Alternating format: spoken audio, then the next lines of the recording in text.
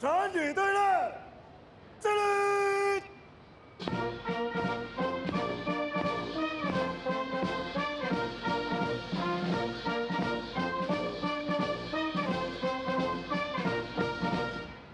备备！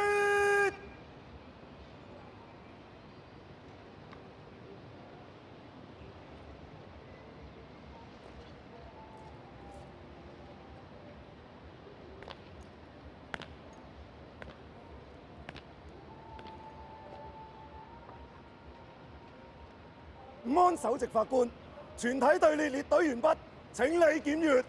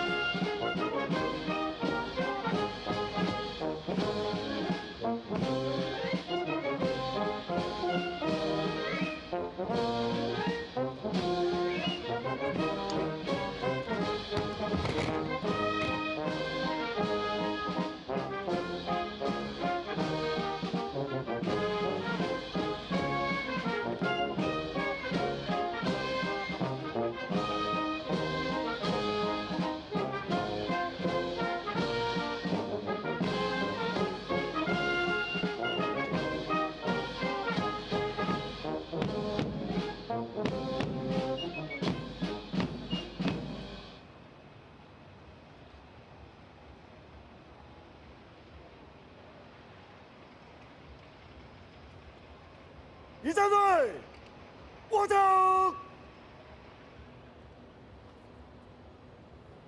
仪仗队，起步，走。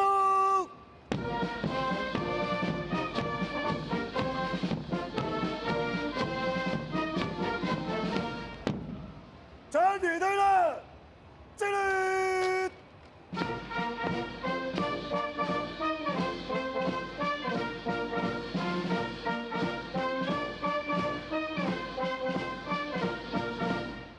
立正。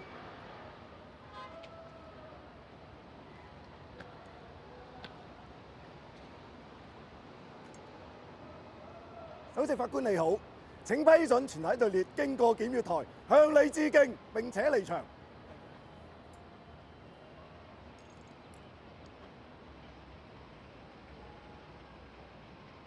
儀仗隊，向右走。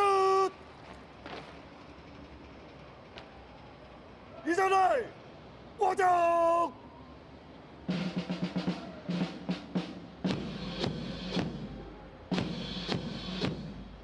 仪仗队，起步，走。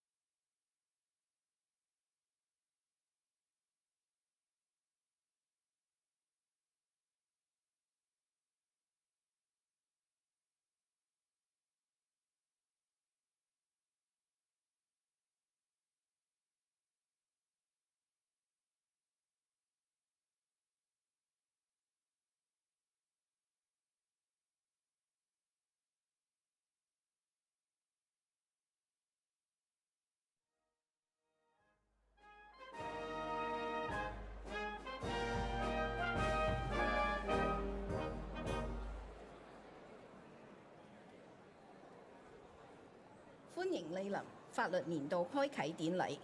為免影響典禮進行，請將手提電話轉為靜音模式，並關掉其他響鬧或發光裝置。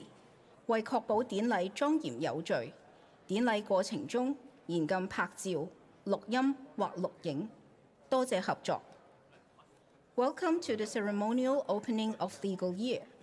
To avoid disturbance during the ceremony, please set your mobile phone to silent mode and switch off other beeping or light-emitting devices. To maintain the solemnity of the ceremony, photo taking, audio or video recording is strictly prohibited during the ceremony. Thank you for your cooperation. 欢迎莅临法律年度开启典礼。为免影响典礼进行，请将手提电话转为静音模式，并关掉其他响闹或发光装置。为确保典礼庄严有序，典礼过程中严禁拍照、录音或录影。多谢合作。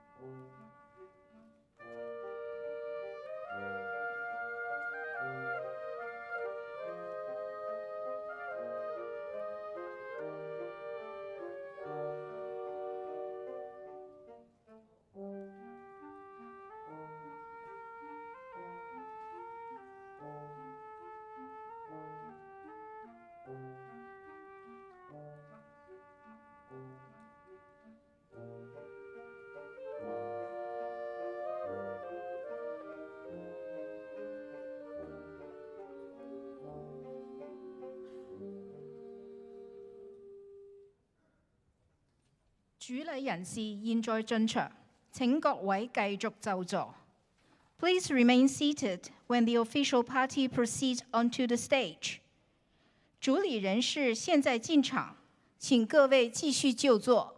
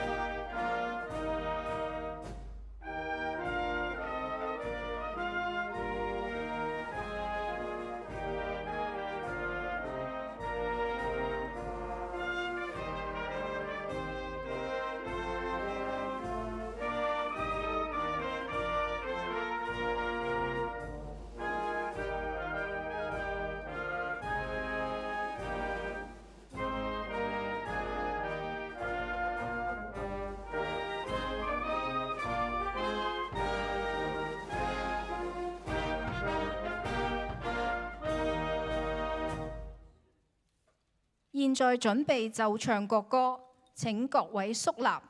Please stand solemnly for the playing and singing of the national anthem.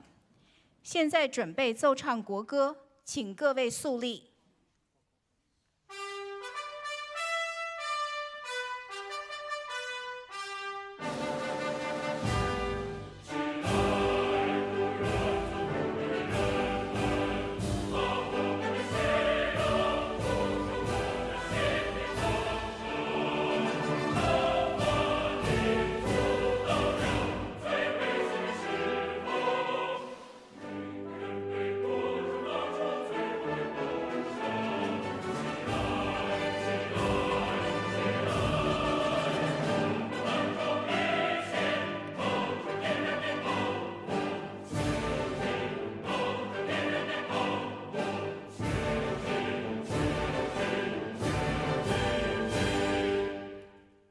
請各位就座。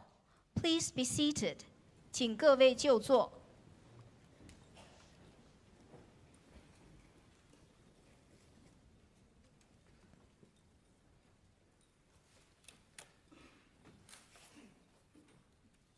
Secretary for Justice, Chairman of the Bar, President of the Law Society, fellow judges, distinguished guests, ladies and gentlemen. On behalf of the Hong Kong judiciary, I extend a very warm welcome to all of you to the ceremonial opening of the legal year. This significant occasion serves as a timely reminder to our community of the vital role an independent judiciary plays in upholding justice and the rule of law. It also offers an opportunity to reaffirm the core values on which our legal and judicial institutions are founded. The judiciary's work over the course of 2025 is set out in detail in its annual report, published electronically today. In particular, I have provided an overview of the key areas of work undertaken during the past year in the welcome remarks. This allows me, in this year's speech, to devote attention, first, to some fundamental principles essential to the rule of law and judicial independence, which have been brought into focus by a recent case, before turning to another topic concerning the constitutional roles of the different branches of government in the protection of rights. The long criminal trial of Mr. Jimmy Lai and his companies before the Court of First Instance of the High Court has recently concluded, resulting in the convictions for national security and conspiracy offenses. Sentencing remains pending, and appeals may or may not be forthcoming. As expected, the outcome of this high-profile trial has attracted significant international attention and commentary. Also, as expected, given the prevailing geopolitical tensions, some of these responses have been critical, not only of the prosecution and verdicts, but also of the courts and the rule of law in Hong Kong generally. It is important to emphasize at the outset that the legal process remains ongoing. The defendants retains the rights to appeal. Any alleged errors, whether legal, procedural, or evidential, will be considered by the Court of Appeal, should an appeal be lodged. For obvious reasons, I will not comment on the merits of the case or make categorical assertions about the proceedings. The appropriate forum for resolving any such issues remains the judicial process itself. However, I would like to take this opportunity to highlight a number of general matters of importance. To begin with, we fully respect the right of individuals to express their views. Few court decisions please everyone. Rather, the strength of our justice system lies in its adherence to the law and its openness to scrutiny. In this respect, it is no different from those in other developed common law jurisdictions. However, a comment or a criticism is only as meaningful as it is informed. Any serious comment or disagreement intended to be taken seriously must be grounded in a careful reading of the judgment and a sincere effort to understand the court's reasoning. Hong Kong's basic law and general laws, along with the national security laws, all guarantees the independence and impartiality of the courts and the right to a fair trial. They require that court decisions be based on the evidence and legal arguments presented, and not on extraneous considerations or public pressure. These fundamental principles govern all criminal proceedings in Hong Kong. Save for narrow and well-defined exceptions, all criminal trials are conducted in open court, in accordance with established rules of criminal procedure and evidence. Members of the public, as well as the press, are permitted to attend hearings without undue restrictions. Invariably, the prosecution bears the burden of proving the defendant's guilt beyond reasonable doubt. Both the prosecution and the defense are entitled to call witnesses, tender documentary and other forms of evidence, and make legal submissions. Unless they choose to represent themselves, all defendants are legally represented at trial, either by privately instructed lawyers or by those funded through the public purse.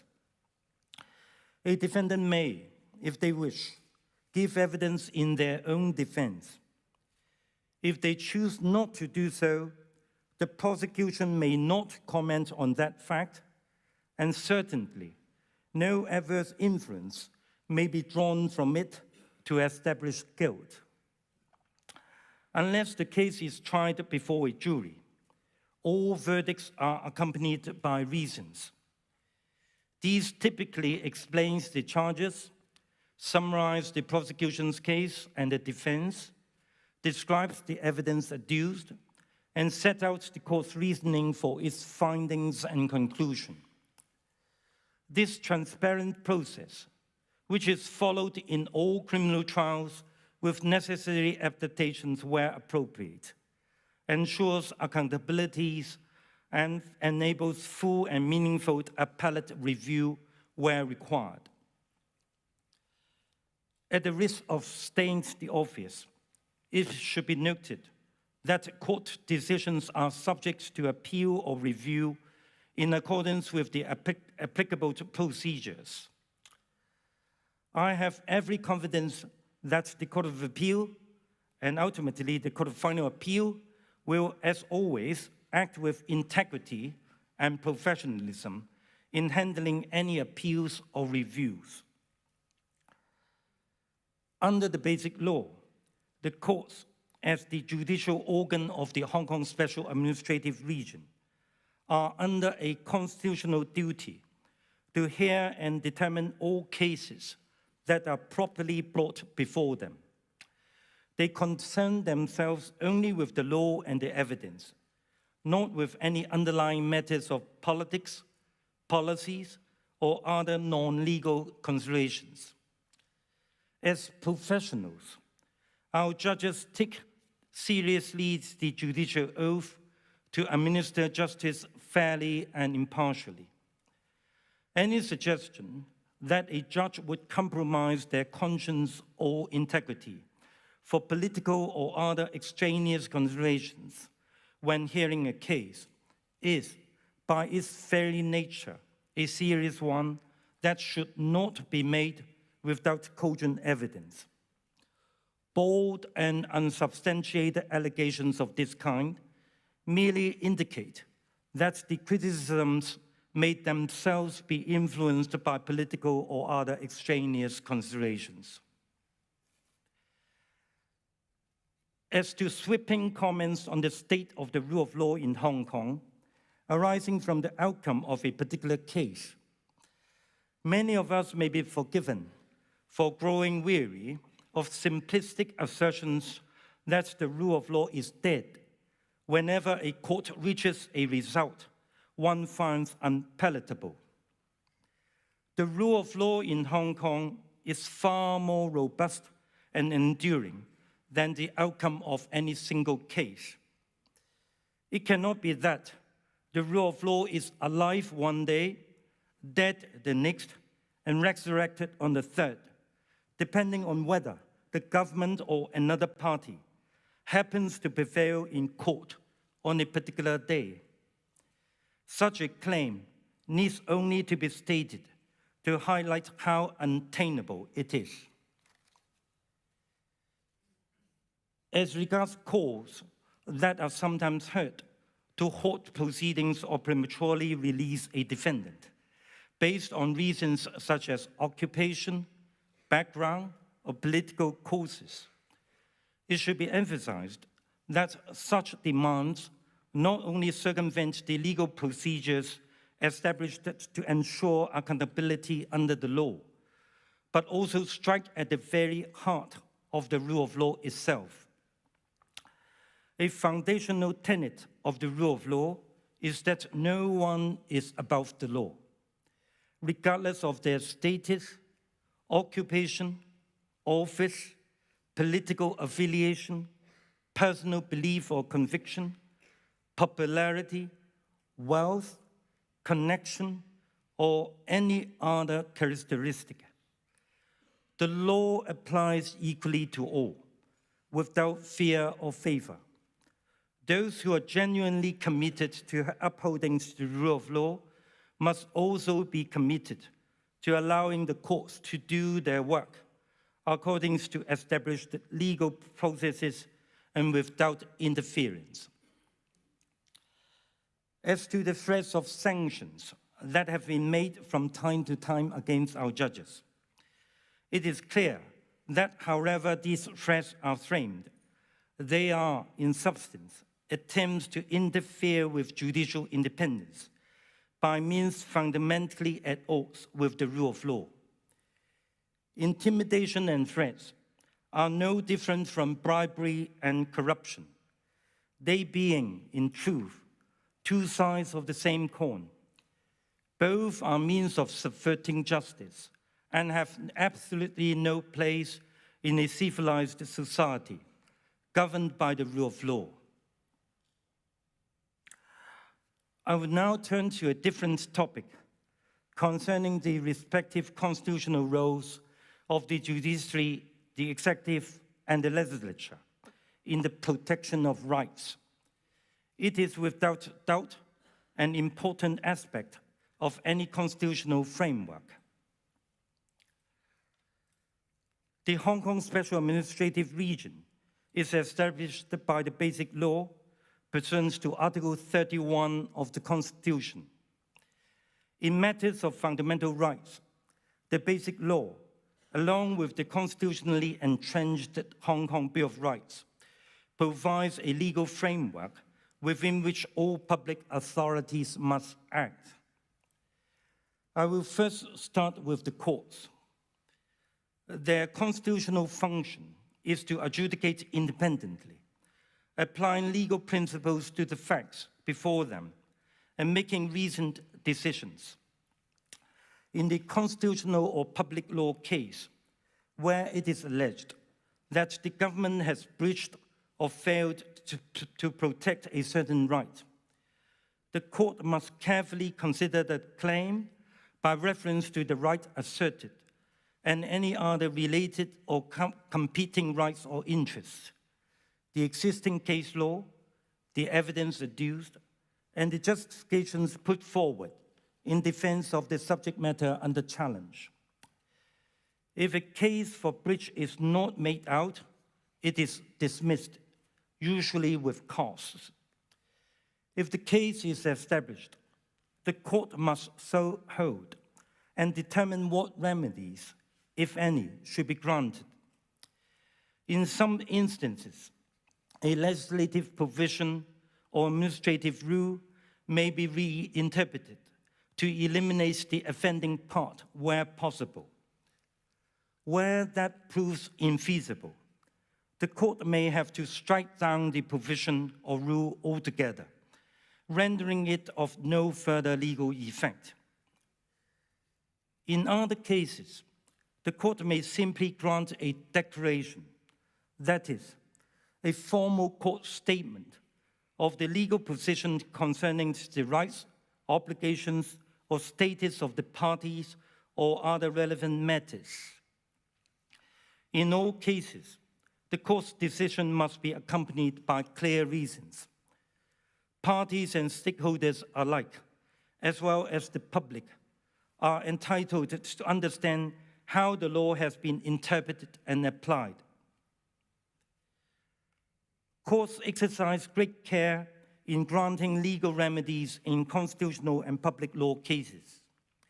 Often, they leave room to the government to determine, in accordance with the rule of law and principles of good governance, how best to fulfill its constitutional or public law duties. Judicial restraint in this context reflects constitutional discipline and a recognition of institutional limits. Courts administer justice by applying the law. They seek neither to govern nor to legislate. In fashioning remedies, courts strive to uphold both the substance of the rights at issue and the proper division of constitutional functions. Before turning to the executive, it is important to say something about the finality of judgments on the interpretation of a provision in the Basic Law or of a right guaranteed by it. When the Court of Final Appeal gives judgment on such a matter, its interpretation represents the authoritative statement of the law, subject only to any interpretation by the Standing Committee of the National People's Congress, and then only in prescribed and exceptional circumstances. The court's interpretation binds all, the public, the administration, and the legislature, including individual members. This upholds the design of the Basic Law, which vests the power of final adjudication in the Court of Final Appeal. To say that an interpretation of the final court is binding on all is simply to recognize what the Basic Law expressly provides regarding final adjudication. Respecting the court's judgment is simply respecting the Basic Law. People are, of course, entitled to hold different views on controversial matters. They may also express disagreement with a judgment. But disagreement with a final judicial interpretation does not provide a legal basis to depart from it.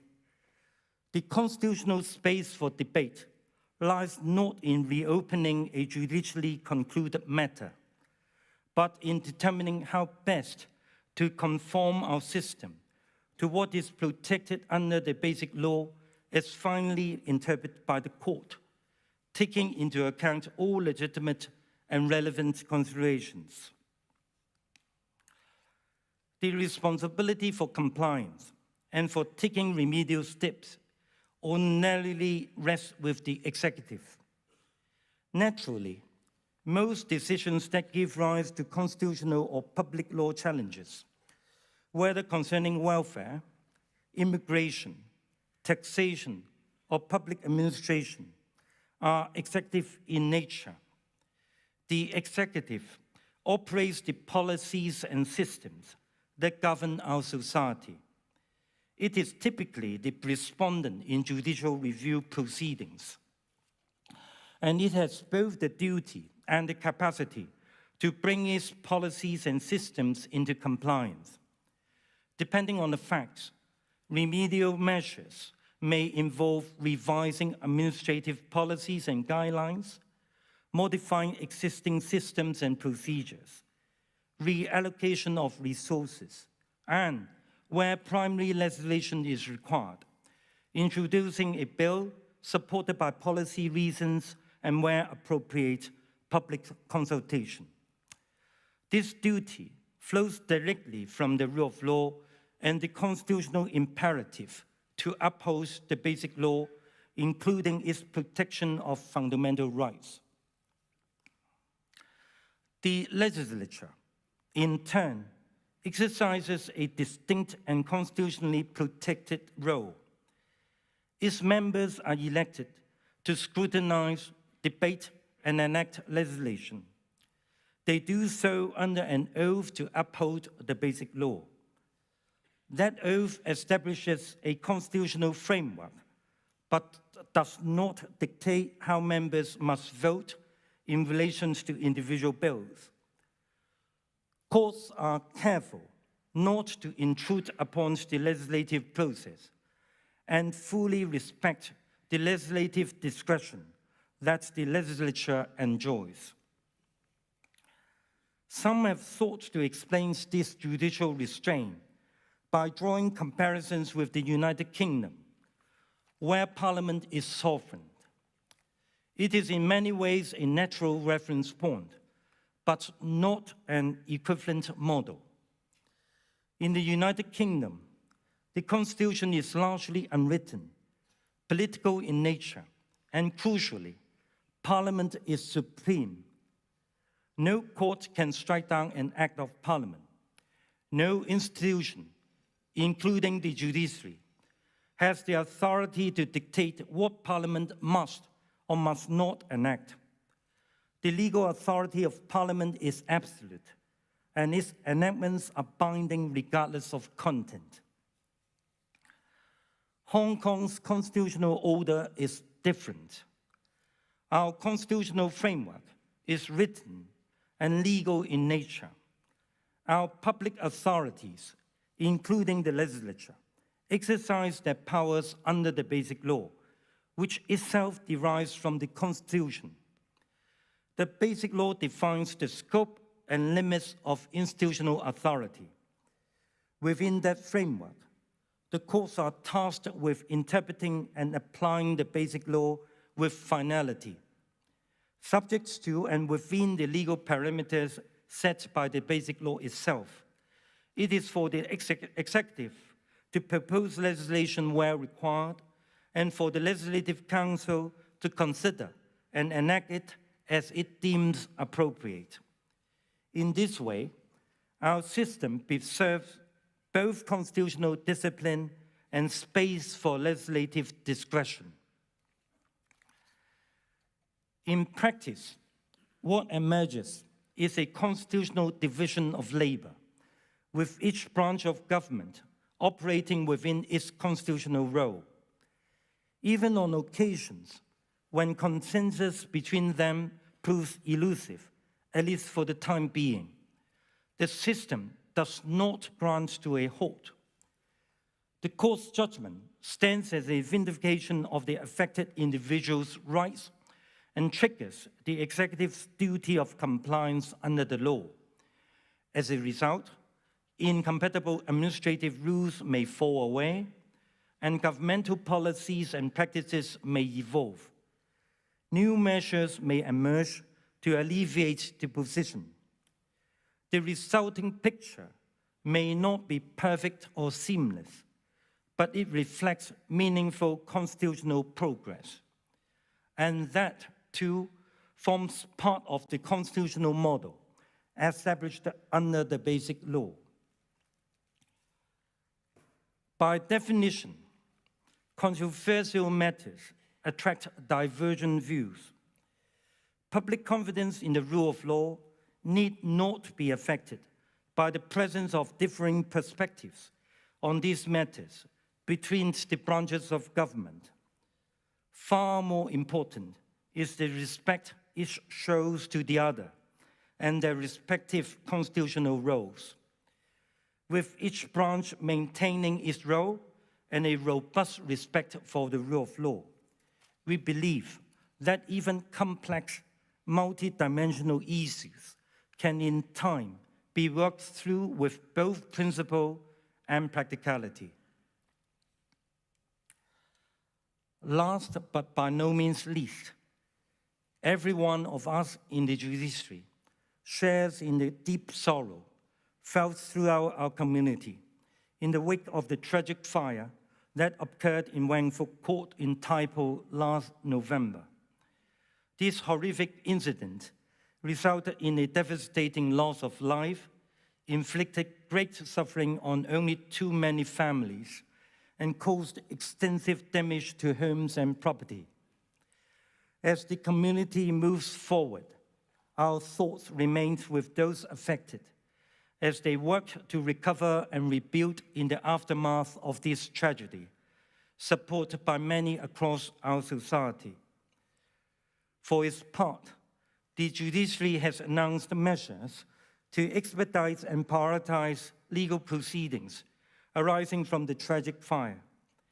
A task group led by the Chief Judge of the High Court has been established to oversee handling of cases across all court levels. In addition, a support team has been set up to manage probate matters and liaise with relevant departments. Probate-related fees for deceased victims will be waived, with other fee concessions to be considered on a case-by-case basis. The judiciary will continue to draw on support from the legal profession as appropriate. It only remains for me to wish you and your families good health and a peaceful year ahead. Thank you.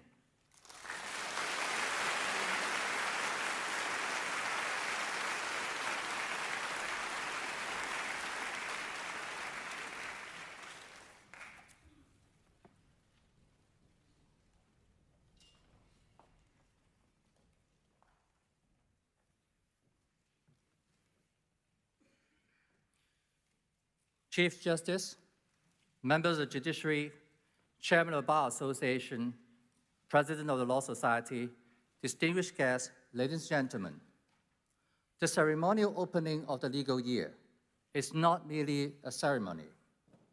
It's a unique annual event for the judiciary to speak out on important issues and for representatives of the legal profession from both the public and private sectors to show our support to the judiciary and pay tribute to judges and judicial officers for their contributions.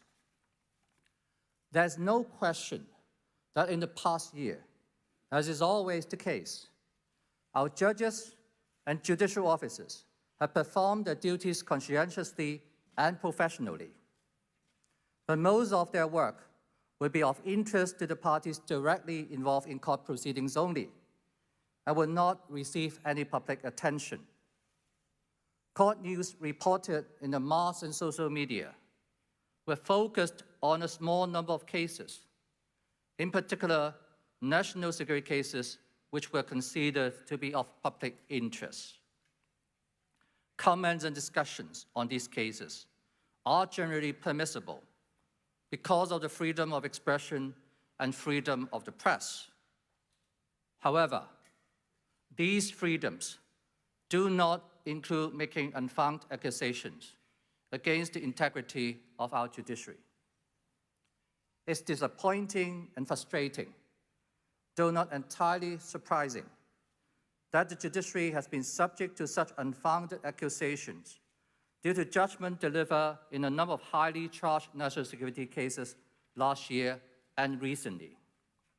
Worse still, some of these accusations were misrepresented as facts and used as pretext to advocate imposing unlawful sanctions against judges involved in those cases, and to put illegitimate pressures on foreign non-permanent judges of the Court of Final Appeal to resign.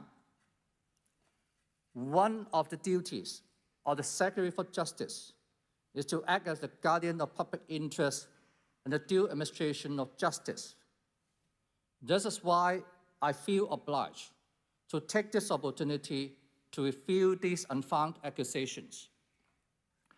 This is extremely important because unless disabused, they may undermine people's trust and confidence in our judicial system and the rule of law in Hong Kong. Hong Kong's success as an international center in finance, trading, and other areas, as well as people's general sense of security, depend very much on the perception of and trust and confidence in our judiciary. Let me put things in context first. It is a fundamental principle of international law and international relations that every state has the inherent and inalienable right to defend its national sovereignty and territorial integrity, and to choose its political, economic, social, and cultural system without interference in any form by another state. Very recent events in other parts of the world and recent statements made by some foreign politicians concerning the territorial integrity of other countries, including ours, sound a warning bell that it will be naive to assume that these principles will necessarily be followed. Concern over national security is anything but fanciful and must be taken seriously. Having said that, it is not and never the national policy of China to pursue absolute security.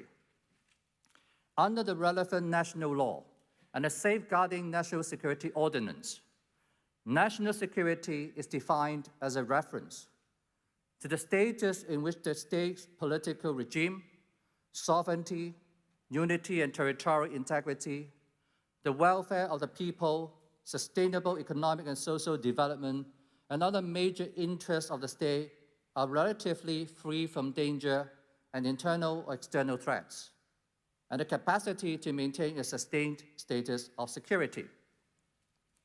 I would like to emphasize the word relatively in the phrase relatively free from danger and internal or external threats. It does not say absolutely free from danger and internal or external threats. Our country clearly recognizes that it's essential to strike a balance between security and development. I explained in the white paper titled China's National Security in the New Era, released on the 12th of May last year. China strives to achieve a positive interaction between high-quality development and high-level security, and promote mutual reinforcement and coordinated enhancement between opening up and security. Not only that there's no conflict between safeguarding national security and promoting development of Hong Kong by ensuring that it remains an open, free, and diversified international city. Maintaining national security as defined under the law indeed provides the indispensable precondition for any development to take place in a safe, stable, and peaceful environment. Having regard to the significance of national security, Article 3 of the National Security Law, the NSL, imposes a constitutional duty on the executive, legislature, and judiciary of Hong Kong to effectively prevent, suppress, and impose punishment for any act or activity endangering national security. And I quote, in accordance with this law and other relevant laws. In the present context, it's pertinent to note the two following set of legal provisions, which prescribe the role of the judiciary and shed light on how it should discharge its constitutional duty in this respect. First, under Articles 2, 19, and detailed provisions in Section 4, Chapter 4 of the Basic Law, the judiciary is vested with and shall exercise independent judicial power, including that of final adjudication. Second, Articles 4 and 5 of the NSL provide respectively that human rights shall be respected and protected in safeguarding national security, and that the principle of the rule of law shall be adhered to, including, for example, no one shall be convicted and punished for an act which does not constitute an offense under the law. A person is presumed innocent until convicted by a judicial body. the right to defend himself or herself, and other rights in judicial proceedings that a criminal suspect, defendant, and other parties in judicial proceedings are entitled to under the law shall be protected. Having regard to these two sets of legal provisions, in national security cases, as in any other type of case, the court's duty is to conduct the proceedings fairly and properly, ensuring that human rights are respected and principles of the rule of law are followed, to construe and apply the relevant laws to the evidence, and then make its decision, all done independently. In considering the validity of any criticism that's been made against the courts in those highly charged national security cases, the correct question to ask is whether there's any ground to support that the courts have failed to discharge their duties as I have just described. There are a number of factors which can assist us to answer this question. First, it's important to observe what happened in the course of judicial proceedings, which were all held openly. Have the judges ever, without any good and sufficient legal reason, stopped the defendants from giving evidence or making submissions, or cross-examining the prosecution's witnesses? Has any of the judges made any inappropriate remarks indicating that they had bias or prejudice against the defendants? Did anything otherwise happen which would suggest that the defendants had not been treated fairly? I'm confident that any reasonable and objective person who has attended and observed those proceedings will answer all these questions in the negative. Some might opine that the proceedings have taken a long time. I would say the time was well spent and necessary to ensure that there was a fair trial to all parties concerned. Second, it is essential to study the judgments in those cases, which is indeed what people have been asked to do repeatedly. The judgments are of utmost importance because they explain how and why the judges came to their conclusions, and in criminal cases, why they were satisfied that the defendant's guilt had been proved beyond reasonable doubt. To be more specific, how they construed the relevant laws, what evidence and submissions they had considered, accepted, or rejected, and why, and how they applied the relevant laws as they understood in the light of the evidence and submissions which they had accepted. A sufficiently reasoned judgment also served another important purpose. That is to reassure people that the courts have not taken into account any irrelevant and improper considerations. Let me ask, in those national security cases, is there anything in the judgment which would suggest that the judges have taken into account any extraneous consideration, or that somehow their independence has been compromised? I'm again very confident that the answer must be a resounding no. Some people may wonder why the judgments are so long, running to hundreds of pages, and might even question whether they need to be so long, entailing long judgment writing time. The length of judgment is largely dictated by the amount of evidence and submissions heard and the complexity of the issues involved. In cases which were known to be controversial, the judges would naturally take great care to ensure that the judgments were sufficiently reasoned for reasons that I have just explained. Third, it's worthwhile to note that in national security cases, the government was not always the successful party. In a case involving many defendants, 2 defendants were acquitted after trial in May 2024, and the prosecution decided not to appeal against one of the acquittals. In March 2025, the Court of Final Appeal quashed the conviction of an offense under the implementation rules for the NSL. These incidents are an unequivocal evidence that the judiciary has been able to exercise and has in fact exercised independent judicial power in national security cases. As the unsuccessful party in those cases, the government would naturally be disappointed. If there were reasonable grounds to appeal, we would invite the appellate court to reconsider the matter. If the judgment was final, the government would review whether the outcome was caused by any deficiency or inadequacy in the relevant laws, and we so would seek to amend the same. There's one critical point that I wish to add. On those occasions when the court ruled against the government, it would be unfair and incorrect to suspect, merely because of the outcome, that the court might have failed to appreciate the importance of safeguarding national security, and that they had not discharged their constitutional duty in this respect fully and properly.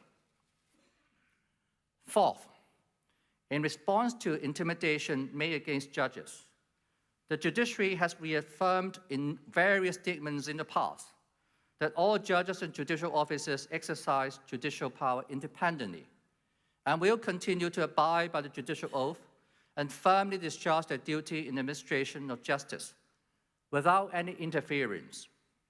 There's absolutely no reason whatsoever to doubt the veracity of these statements. Enough is said about national security. It's important not to lose sight of the big picture that every year the judiciary handles tens of thousands of civil and criminal cases of many different types, playing a key role in resolving disputes and maintaining the law and order of society. In some of these cases, particularly those decided by the Court of Final Appeal, the courts develop important common law jurisprudence, which makes significant contributions to not only Hong Kong, but also the common law world in general. An excellent example is that just 10 days ago, on the 9th of January, the Court of Final Appeal, in a scholarly and landmark judgment, held that it's appropriate to recognize the tort of harassment as a development of the common law in Hong Kong. However, a company cannot sue for harassment because it's incapable of suffering emotional stress, even though it may seek an injunction to restrain acts of harassment directed at its officers, agents, and lawyers. Apart from performing judicial duties, the judiciary has made tremendous efforts and contributions to promote the rule of law and enhance Hong Kong's status as an international legal service and dispute resolution center in other ways.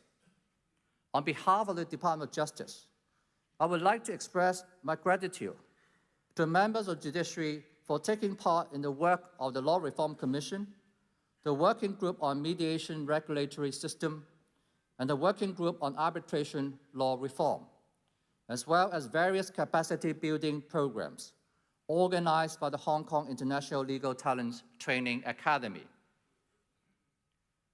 The rule of law, based on our common law system, is one of the most, if not the most distinctive and crucial advantage of Hong Kong under the principle of one country, two systems. Members of the judiciary, the Department of Justice, the Bar Association, and the Law Society play different roles in our legal system. We may not and need not agree on each and every issue. In judicial proceedings involving the government sometimes succeeds, sometimes fails. But all that said, our solidarity, courage, and determination to maintain and enhance the rule of law in Hong Kong is unquestionable. Lastly, we are still in January, and the Chinese New Year, of course, will arrive in less than a month's time.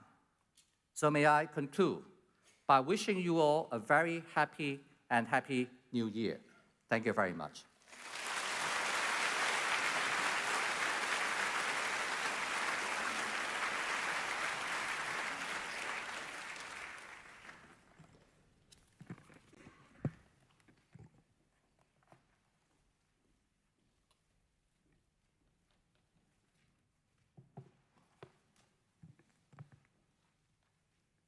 Chief Justice, Secretary for Justice, President of the Law Society, judges, distinguished guests, ladies and gentlemen. On behalf of the Hong Kong Bar Association, I would like to extend a warm welcome to all of you at this ceremonial opening of the legal year. 2025 was another busy year for our courts and the administration of justice. I will deal with some developments relating to our top court. As our apex court, the Court of Final Appeal plays a pivotal role in the administration of justice in Hong Kong. To this end, Hong Kong is fortunate to be able to call upon the best judicial minds locally and from the rest of the common law world. In January last year, the term of office of Lord Hoffman as an overseas non-permanent judge was extended until early 2028. His lordship has been a strong supporter of the rule of law and judicial independence in Hong Kong since he started sitting in 1998. In the last summer, Sir William Young, an eminent jurist from New Zealand, was appointed as an overseas NPJ. Sir William served on the Supreme Court of New Zealand from 2010 to 2022. The Bar strongly believes that Hong Kong and its people greatly benefit from the present arrangement. Article 82 of the Basic Law provides that the CFA may, as required, invite judges from other common law jurisdictions to sit on the CFA.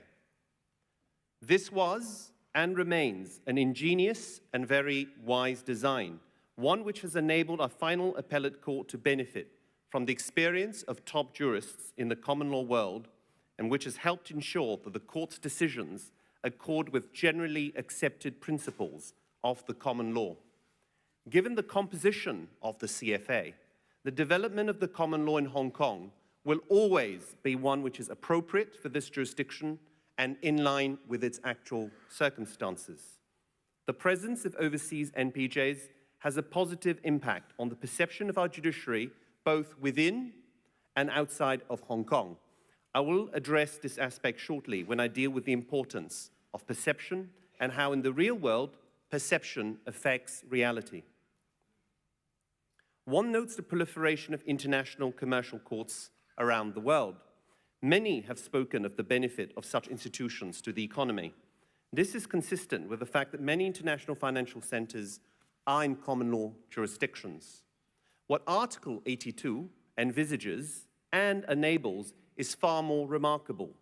Rather than confine overseas judges to sit only in commercial cases, as if that were an area of law that stands separate from the rest of the legal system, our basic law enables overseas judges to assist in other areas of our law, including criminal law, constitutional, and administrative law. It is to the distinct advantage of the people of Hong Kong that our jurisprudence in all areas integral to our legal system can develop with the input of eminent overseas jurists working together with world-class Hong Kong permanent judges in ensuring that the development of our common law is consistent with Hong Kong's unique circumstances. In terms of our permanent judges, it was announced in last September that Ms. Justice Ribeiro would be reappointed for a further term of 3 years from March this year. Mr. Justice Ribeiro's reappointment was universally supported by the legal professions, including members of the Bar. He has served on our top court since 2000, and his erudite judgments have been cited in many common law jurisdictions. It has been a matter of shared experience between counsel from both Hong Kong and overseas to find their carefully constructed arguments shown to be unsustainable after just 3 or 4 questions from his lordship. In terms of jurisprudence, the court has in the past year dealt with a wide range of significant legal matters, including the necessary ingredients to prove a conspiracy to defraud, the jurisdiction of a Hong Kong court to issue letters of request to a court in the mainland, the claim to public interest immunity and its impact on the right to a fair trial, which is essential, amongst other important legal issues. International litigating parties favor jurisdictions like the United Kingdom, Singapore, and Hong Kong to resolve their disputes. As Lord Burnett noted in a lecture he delivered in 2022, a study carried out by the English Ministry of Justice a decade ago concluded that one important factor that influenced the use of their courts by international parties was the reputation and experience of its judges. Reputation and experience are both consequences of the meritocratic basis for appointment from amongst the most experienced practitioners from the legal profession. Judicial independence is thus critical to protect fundamental rights and also for commerce. One of the key features which explains Hong Kong's great success as a seat of arbitration is not just the excellent arbitral institutions we have, the regular updating of the arbitration ordinance, but also the quality and independence of our courts. Arbitration does not exist in a vacuum. Applications to set aside awards and for leave to enforce awards are dealt with by the courts of the arbitral seat, and it is fundamental that these courts are seen to be both efficient and independent. In the recent report by the International Bar Association on the social and economic impact of the legal profession, the authors concluded that the strong relationship between the rule of law and economic growth is also backed by empirical evidence. The rule of law is strongly linked with GDP per capita across the globe. A 1-point increase in the rule of law index brings a 0.82% increase in GDP. By building and maintaining the rule of law, legal professionals help create the foundations for economic growth. The rule of law serves the economy, which in turn reinforces the rule of law. In the United Nations General Assembly's declaration of the high-level meeting on the rule of law, it was noted that the rule of law and development are strongly interrelated and mutually reinforcing, that the advancement of the rule of law at the national and international levels is essential for sustained and inclusive economic growth, sustainable development, the eradication of poverty and hunger, and the full realization of all human rights and fundamental freedoms, including the right to development, all of which, in turn, reinforce the rule of law. In summary, the stronger our rule of law, the more prosperous and the more resilient and stable our society will be.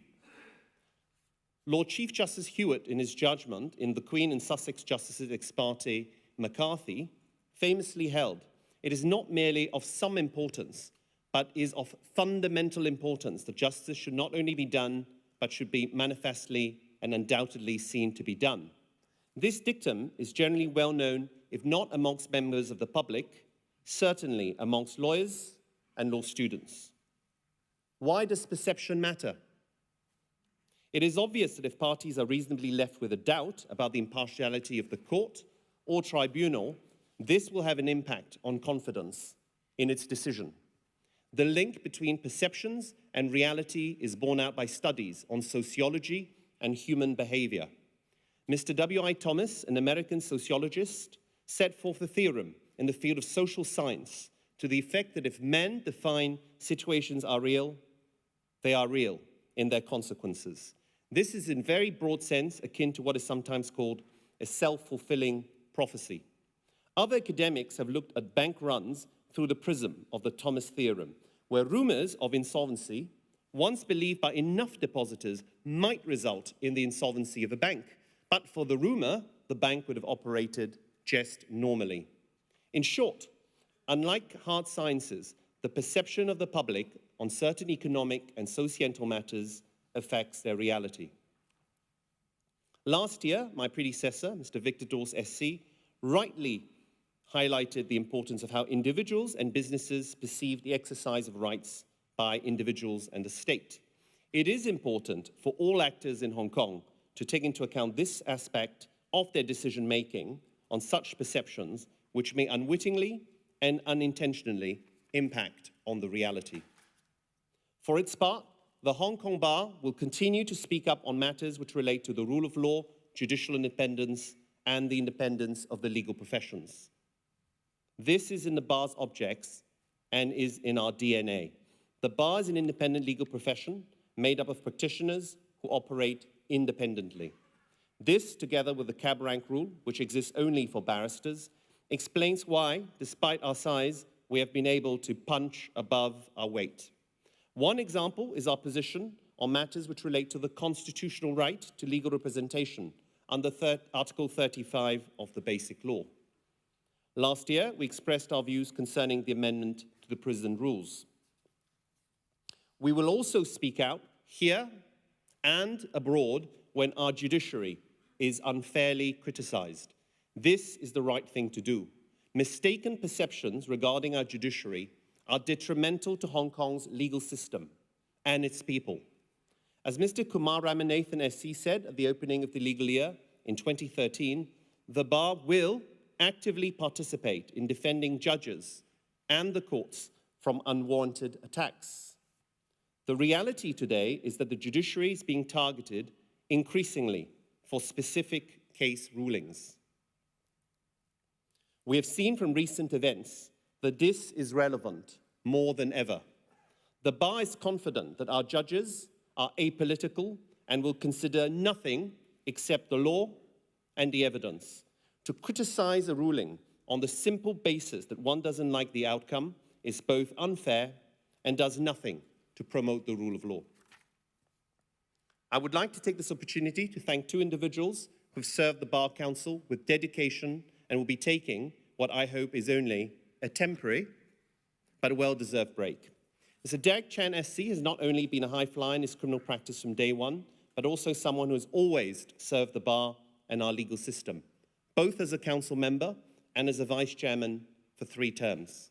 I would also like to thank Mr. Eugene Yim, who has conscientiously served as our deputy and later secretary and treasurer for a combined 6-year term with dedication and fervent ardor for our values. But for the selfless dedication of many of our members, our mission will not be possible. It remains for me to wish everyone a healthy and happy year of the horse.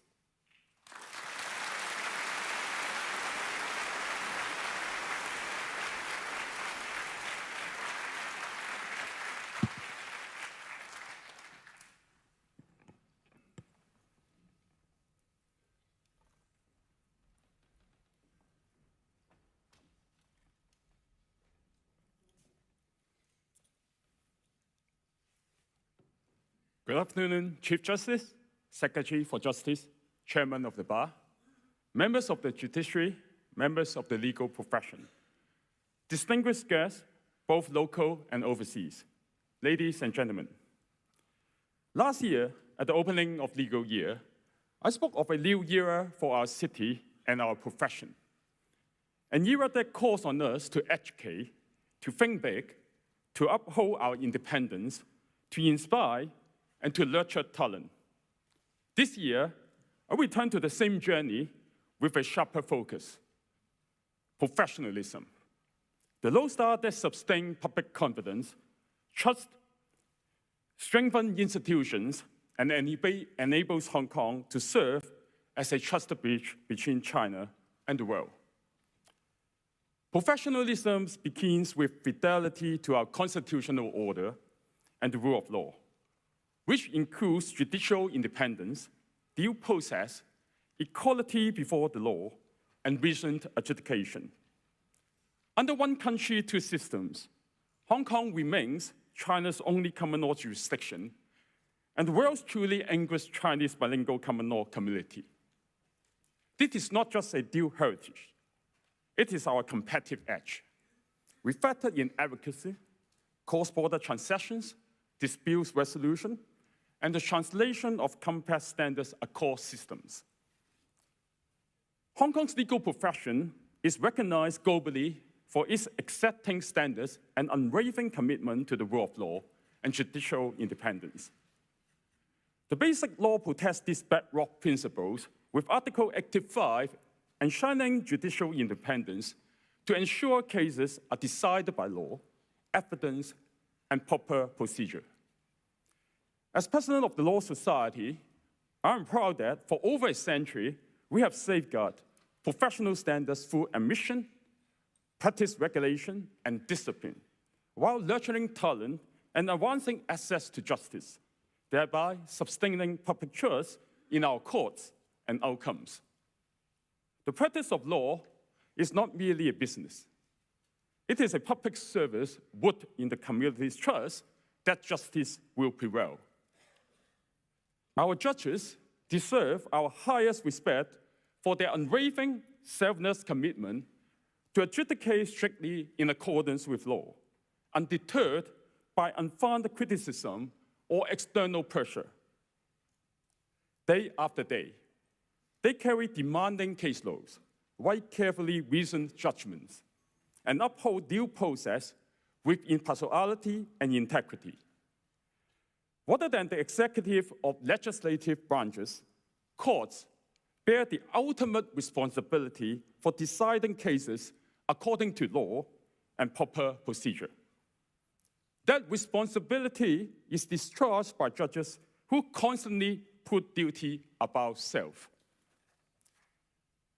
As legal professionals, we must remember that the practice of law is a public service. Professionalism, manifested in integrity, objectivity, diligence, and respect, sustains the community's confidence in the administration of justice. Public service, not profit, defines our profession. Professionalism is not merely an aspiration. It is a concrete standard upheld by law and regulatory bodies. The Law Society's statutory role is to oversee the conduct of law firms and solicitors, maintaining the highest standards through rigorous admission, practice, and disciplinary processes. In the judgment of a solicitor and the Law Society of Hong Kong, the Court of Appeal reaffirmed Sir Thomas Bingham, Master of Roy's formulation in Bolton and Law Society that lawyers must discharge their duties with integrity, probity, and complete trustworthiness. And failures in this respect may warrant severe sanctions to protect the public and preserve confidence in the profession. The judgment emphasized that sanctions serve not as punishment, but to protect the public and uphold the profession's reputation, which outweighs individuals' interests. This case clearly underscores that professionalism and integrity are not optional. They are foundational to public trust and to the rule of law. History teaches that the true measure of a profession is revealed not in moments of ease, but in times of adversity. When our city faces uncertainty, when our institutions are tested, and when the rule of law is challenged. The public expects the legal profession to step forward, to lead, to defend, and to inspire confidence. In the heartbreaking typo fire at Rainfall Court last November, the Law Society mobilized at once, launching an emergency free legal helpline where volunteer solicitors provided guidance on personal injuries, wills and probate, insurance, civil litigation, and building management.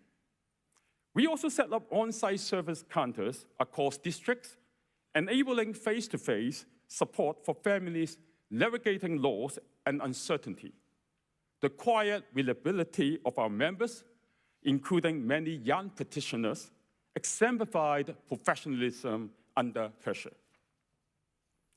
During our visit and tribute to the affected at the site, we witnessed citizens from all corners of Hong Kong queuing in solidarity, paying their respects with dignity and order, which was profoundly moving. It is a testament to the compassion and resilience that define our city. The orderly seeking of assistance by the unfortunate ones and the systemic support of the community strongly reflect that in times of adversity, the rule of law is a genuine safeguard of our society. Moments like this remind us, in the most challenging times, professionalism ensures the role of the legal profession is enshrined, so that the law is not only argued in courtrooms, but also brings clarity, support, and hope to communities in need. Our nation is embarking on a new chapter. The 4 plenary sessions of the 20th Central Committee of the Communist Party of China deliberated and adopted the recommendations for formulating the 15th Five-Year Plan, setting strategic plans for our country's development over the next 5 years. including important plans to support Hong Kong's development, painting a brighter future for our city.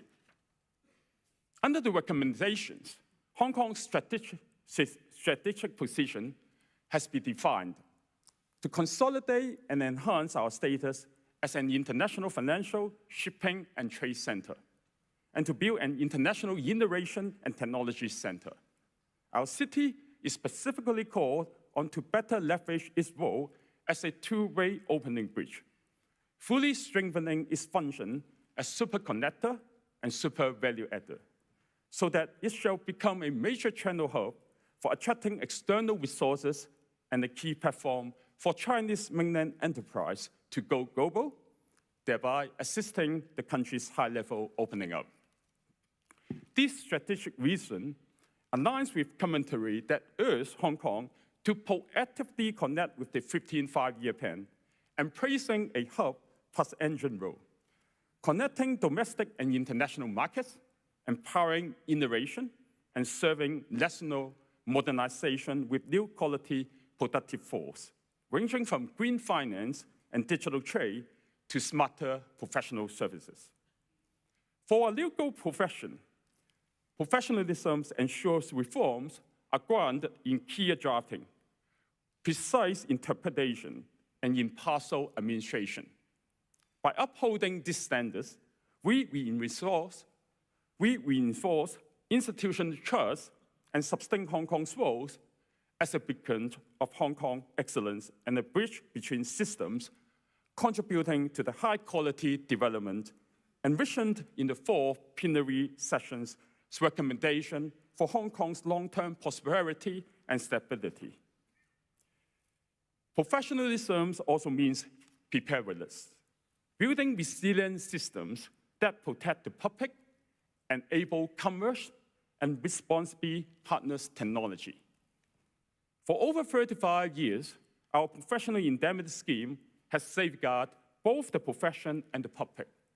Together with a robust anti-money laundering regulatory regime, we have proven the credibility of self-regulations that is essential to independence of the profession and the rule of law.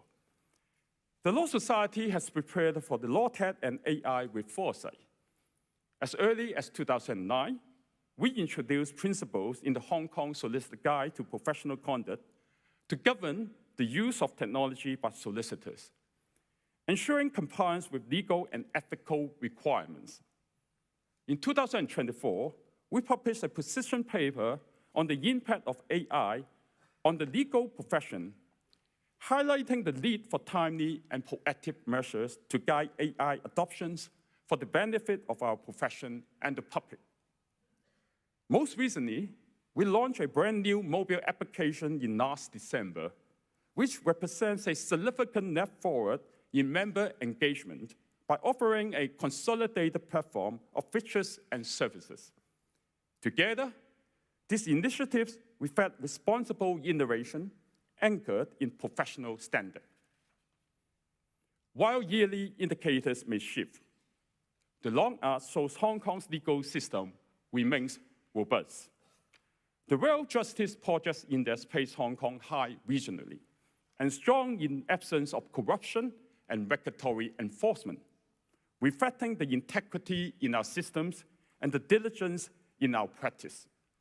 These are not statistics to rest upon, but standards to surpass. As reforms advance and international ties deepen, professionalism will remain the currency that keeps trust high in courtrooms, in boardrooms, and across borders. As I draw this address to a close, it is my distinct honor to announce that the Law Society will soon embark on a new and momentous chapter with the opening of our new office premises in the second quarter of this year. Founded in 1907, the Law Society has walked alongside Hong Kong for 119 years, steadfastly committed to serving the public good and upholding the highest ideals of professionalism. In our long history, we have acquired our own premises only twice. First, in 1998, when our membership numbered around 4,500. And now, as we prepare to serve over 13,500 dedicated professionals. This relocation is not merely a change of address, but a reflection of our collective journey, our growth, and our enduring responsibility to the community. It is a humble milestone, reminding us that our true purpose lies in serving alongside Hong Kong, supporting its people, and advancing the rule of law for the benefit of all. Let us remember, professionalism is both our privilege and responsibility. It is how we sustain respect for our judges, whose selfless professionalism fortifies the rule of law, how we dignify our clients, and how we preserve trust of the public. It is also how Hong Kong's common law tradition contributes to China's modernization, advancing reform through law with integrity and confidence. May I wish you all a very happy New Year and good health. Thank you.